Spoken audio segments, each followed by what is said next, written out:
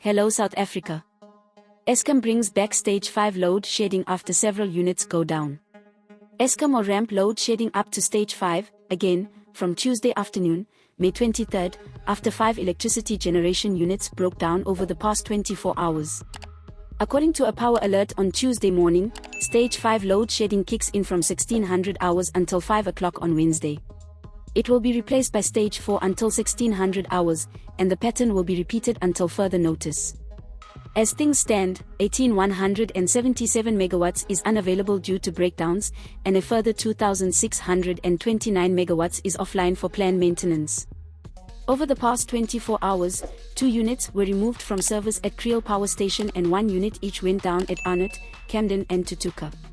There were also delays in returning units to service at Arnott, Kendal, Creel, Letherbo, Matla, Tutuka and Hendrina, too. During the same period, a unit each at Duva, Creel, Majuba, Medupi and Tutuka were returned to service.